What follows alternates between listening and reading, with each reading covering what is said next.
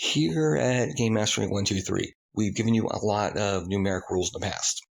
The rule of 1, the rule of 2, the rule of 3. Today we're going to give you a final rule to top them all off. One we're sure that you're going to need in your future. The rule of 7.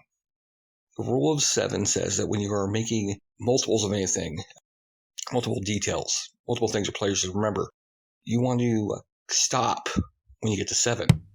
Why 7, you may ask? Well, 7 is a natural number of counting. It's a natural number to recognize things. Anything beyond 7, people's ability to remember starts to quickly taper off. The exact number, according to psychology, is between 3 and 9, with 7 being the most average. Meanwhile, our rule of 3 says you want at least 3 ideas to hammer home a point, to make something that's memorable. So, we're making multiples in numbers that are greater than 3, but less than 7. We create a variety which seems very unique, very different, very varied, while at the same time being memorable. So, keep your ideas into 7 or less. Players will be able to remember every single one, just off the top of their head, while still thinking there's a lot of them. So with that in mind, today we're going to go ahead and seeing as we're in the middle of doing some bonus modules on tactics involving a group of goblins called the Blackheart Goblins, we're going to go ahead and make their dungeon and fill it up using the rule of 7. But more importantly, we're going to do it using all the rules we've come up with before. The rule of 1, the rule of 2, and the rule of 3. So, let's get started.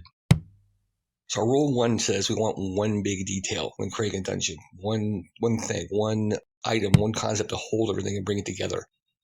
Now that mine, we already have one. It's a dungeon full of goblins. It's a very basic concept, but everything we have should tie back to those goblins.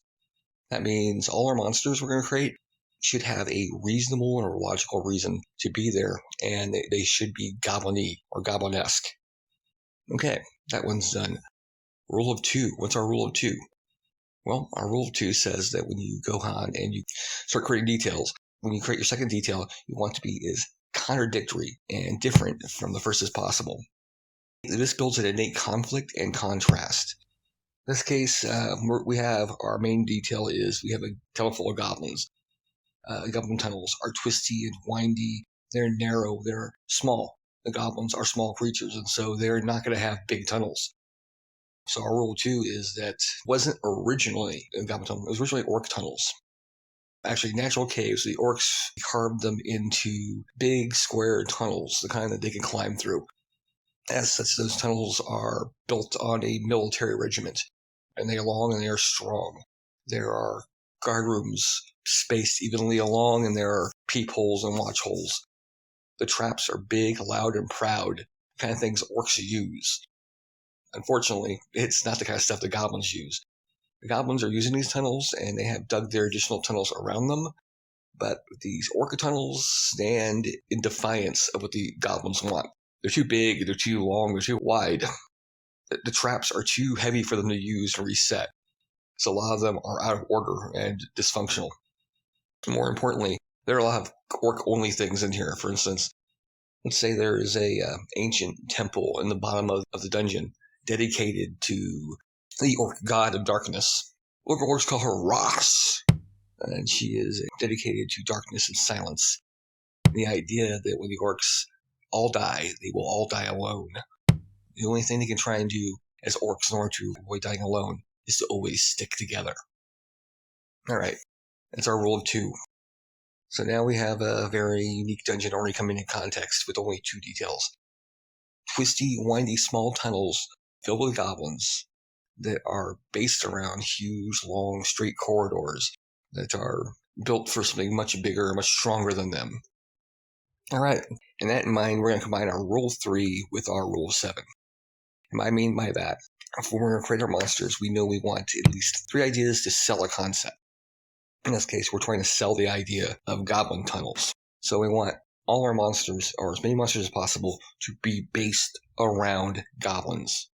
A minimum of 3. And when we're adding, we're going to get up to 7, and then we're going to stop. I said we can go beyond that, but the more we go beyond that, the more muddled it gets.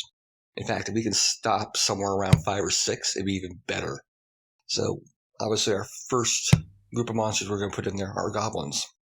Lots of crazy, creepy little goblin guys. My goblins are unique. Our goblins are crazy, chaotic, but also relatively intelligent. In fact, they're very, very clever and tricky, but not too wise. The reason why that is in my dungeons is because my goblins are technically fairies, or they used to be. They were part of the fairy realm. The Fae were driven from the land for a slight they cannot forgive. The goblins remain behind, because many of these goblins have the crazed mentality of a fairy, even if they themselves are not fairies. Okay, what's going to be our second thing? Our rule 2 says we want to make a second detail, make it as opposite as possible. And as opposite as I can think in this situation is probably something that belongs to those orc tunnels. In which case, we created that Temple of Darkness.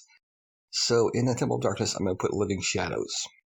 They're only in that one room, in that one temple, but they're in there. They are dark and they are twisted.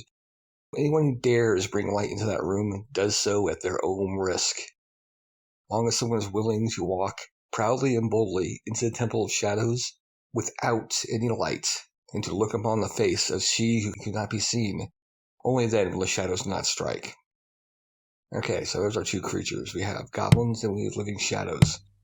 But that's going to be our extremes. Everything else is a fit between those two. Our rule 3 is to make as many creatures that are based around goblins in order to sell the idea it's a goblin cave. So what are goblin-like creatures? Top of my head, I can think of things like hobgoblins, goblin spiders, wargs and dire wolves like from Tolkien. These are the classic goblin-like creatures I think of. Now, we didn't use wargs while we're outside out in the wilderness because, let's face it, they would have been very handy during the ambush. So we won't have any wargs in this cave. But we will have goblin spiders. And we will have hobgoblins. But in this case, the hobgoblins is one hobgoblin. No, 3 hobgoblins. Our hobgoblin is going to be King Ironbelly. Ironbelly is a big, fat, lazy hobgoblin. He's convinced the goblins of the Blackheart Cave that he himself is a goblin. And more importantly, he's the master goblin. He's a huge goblin. He is the goblin king. And because my gobos are kind of crazy, they believe him. He lives among the goblins, fat and lazy, and has them bring him things. And he's here not by choice. He's here because he's running away from the hobgoblins. Ironbelly, he stole from the hobgoblin army, and he's on the run. He's got here and he's hiding out with the goblins. So far, it's worked out for him, and it's kind of worked out for the gobos until now. Now we have adventurers coming down to the caves, and we'll see how that turns out.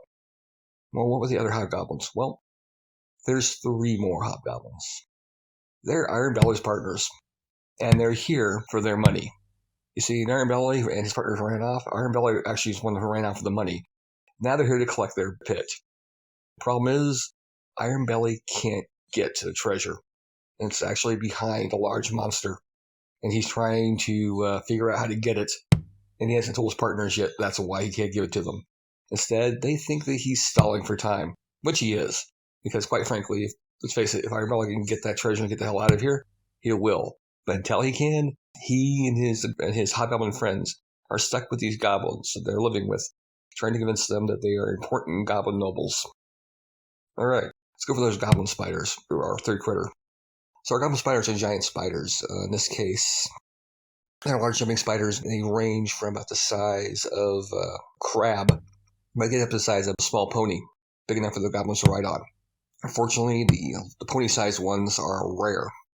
There's a few in here, but they're kept in the breeding cave. Otherwise, there are several large spiders, roughly about the size of dogs. The spiders, most of them instinctively recognize the goblins and don't harm them. Why? Because the goblins raised them. The Romans bonded with them. More importantly, the goblins bring them food. Spiders, when they see the goblins, are more likely to pop out and demand food. Any good gobbo knows to have food for the spiders. If he doesn't, he's gonna die. So most of the goblins down here are carrying food for the spiders. Food tends to be giant rats, which are everywhere. Well, there's number 4, giant rats. Our giant rats are plentiful and kind of smart, actually. They have almost human-level intelligence. They can't communicate with language, but they seem to understand words and language, though, and will do their best to both avoid the goblins, the hobgoblins, and giant spiders, which are everywhere. So our giant rats here function primarily as prey. All right, there's our giant rats. We'll need a couple more and we're done now. Okay, well, we have lots of fauna. Let's add some flora. What's very dungeon that's also very goblin? Ooh, how about a slime? Let's have our goblins know, use, intend a slime as both part of their dungeon and part of their lifestyle. In this case, we're going to have red slime. Red slime, well, it might be a different color, but the goblins, they're colorblind, so they can't tell. So they think it's red. Red slime's intelligent. Red slime is mobile. It normally clings to in puddles and walls and things like drips slowly down, but it's able to sense when things crawl under it. There's no sense things move past it. It's able to drop on those things and try and catch them. Unfortunately, the goblins and the red slime have worked out a deal. The goblins understand red slime. They know how to use it. Once again, food. Food is a big thing for the red slime. The goblins know that they can easily distract the red slime by giving it food. They also know what can burn and cannot burn. As such, they are able to handle it and utilize it. They keep the red slime primarily in pits and buckets. In goblin caves, falling into a pit isn't just falling 10 feet and taking some damage. It's falling 10 feet and taking some damage while you fall into a pile of red slime. Goblins, they also use as a weapon. Goblins have figured out how to put bits of red slime into bottles with little bits of meat. Once they get enough red slime in, they'll close it up and feed it just a little more meat before sealing it off. With that, they have a bottle full of red slime they can throw at someone. Red slime bombs. Disgusting and a nice little booby trap and trick to use against your players. Alright, right now we got a pretty good goblin ecology. I mentioned there would be a monster that was guarding that treasure. I think I got it. Remember I told you earlier that our goblins were fairies, so I have one more common monster which is fairly related to my dungeons. That's trolls. According to the fairies, they used to be unliving objects, rocks and statues and that sort of thing.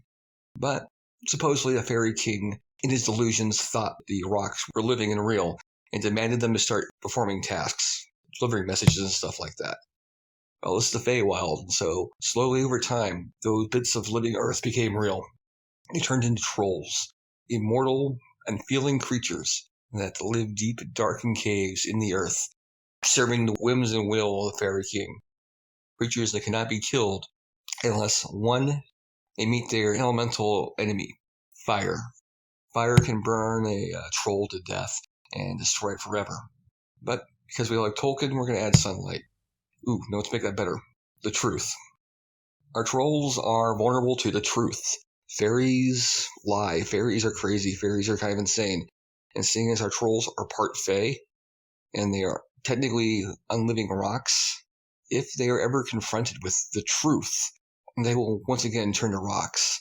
A couple things can do this. One, sunlight. Taking them out into the light of day will force them to see the sun for the first time and remember they are rocks, and they will turn back to stone. Two, a mirror. If you can show a troll its mirror image, it will, once again, realize that it's a rock. It will see the truth, and it will turn back into a rock. And three, well, being damn convincing. A proper debate, a proper discussion, if one can talk to a troll long enough and convince it to rock, it will believe it's a rock. Now be aware, my trolls are wickedly smart and wickedly cruel, and they're immortal. That said, they can be killed with sunlight, mirrors, or just a clever word game. That said, I hope your players have good knowledge skills to know these things. Because if they're going off what's in the DMG, they're going to have trouble with my trolls. And if you want to use my trolls, just call them fairy trolls or fae trolls, and make the difficulty to recognize who and what they are very difficult. In any case, why we have our troll here? Well, our troll here is on a mission from the Fairy King, and so he came here, of all things, to see that statue down below. When he got here, he found the place full of goblins, and he was angry. He hates goblins, and goblins kind of hate him. They're both fairies, and they recognize each other, and they understand each other. At the same time, he's a creature of order, and they're creatures of nonsense. And a massive fight broke out. The troll swamped his way through. heading down to talk to the statue so he can basically deliver a message to the Queen of Darkness. And then Iron Belly stepped in. Iron Belly, who was being held at the time by the goblins at ransom. The goblins who were about ready to steal Iron Belly's treasure and execute him because they thought he was just some kind of weird-ass goblin. Iron Belly convinced the goblins that he was a goblin king and he could take care of the troll. With that, Iron Belly engaged in what could be described as the most humorous combat there was, mostly involving annoying the troll and running for his life. In the process, though, he managed to trick the troll into falling into a large pit. The troll's stuck down there and can't get out. But now Iron Belly's kind of stuck because that's where the goblins hid his treasure. The troll sits there, down the bottom of the pit, immortal, unable to die, annoyed that there's goblins overhead. Iron Belly wants the troll dead, but he can't figure out how to kill it. He's not that smart. But he's convinced the goblins that he's their king and that the troll is now guarding his treasure. Meanwhile, the troll tries to convince them of the difference. He tries to tell them the truth. But they're goblins, and so they get easily confused sometimes. So instead, the troll sits down the bottom of that pit, waiting all day, singing and trying to convince anyone who comes by to talk to him and to let him out. So far, the only ones who've listened to him, the only ones that have heard his words, are giant rats. The giant rats hear him singing. They come by, sometimes in large groups. They listen to him. Sometimes they even do little dances. He's almost amused by it, but really wants them to find a way to get him out of here. So instead, he sits down there, him singing, and the rats dancing to it. And that's our Black Hut Dungeon, a twisty, winding goblin caves built on top of a old regimented orc fortress. A temple of darkness in the bottom dedicated to an ancient orc goddess, filled with living shadows that will attack anyone who dares bring light into their realm. Angry and tired old trolls trapped in a cave, sitting on top of a treasure pile, unable to get out of that cave. Meanwhile, a cavern full of crafty, twisty, crazy little goblins, ruled by an overworked and overwhelmed hobgoblin that absolutely hates them and wants to get out of here. But he has his partners looking over his shoulder, a troll standing between him and the treasure, and these crazy goblins and their red slime and their dancing spiders all over the place. And that's our Blackheart Dungeon, a very distinct and unique place. When players run into this Blackheart Dungeon and these teams come together in a coherent concept, they'll remember this place. They'll remember that old troll sitting on top of the treasure pile, waiting for anyone to get him out. They'll remember these crazy goblins and their hobgoblin ruler, one who absolutely hates them, and vice versa. They'll remember red slime bombs being tossed at them and red slime being in every pit, crevice, and bucket. They'll remember the poor little rats running back and forth between everybody, trying to stay alive when they themselves are only food. Their only protector and savior, a giant troll sitting at the bottom of a pit. And they'll remember those dancing spiders. Creepy, crawling little spiders hiding everywhere the red slime doesn't, waiting for any kind of prey. Sometimes coming down in large groups down tunnels, or sometimes being driven by a goblin master. Point is, we only have over half a dozen monsters here, and we have a very distinct and unique dungeon. Players will remember this place, and they won't have any trouble remembering any of the creatures that are here. Even if they forget one or two, they'll remember the majority, which means your Blackheart Goblin Dungeon is going to stand out. That's rule 7. Whenever you start making multiples of anything, whether it's gods, countries, NPCs, nobles, religions, whatever it is, you want to get over 3, but once you get to about 7, you want to stop. Being aware that anything over that is going to be mostly forgotten. Some players can remember up to 9, and some only up to 5. So stick to 7 if you can. And with that, we're done for now. Until next time, good luck and good gaming.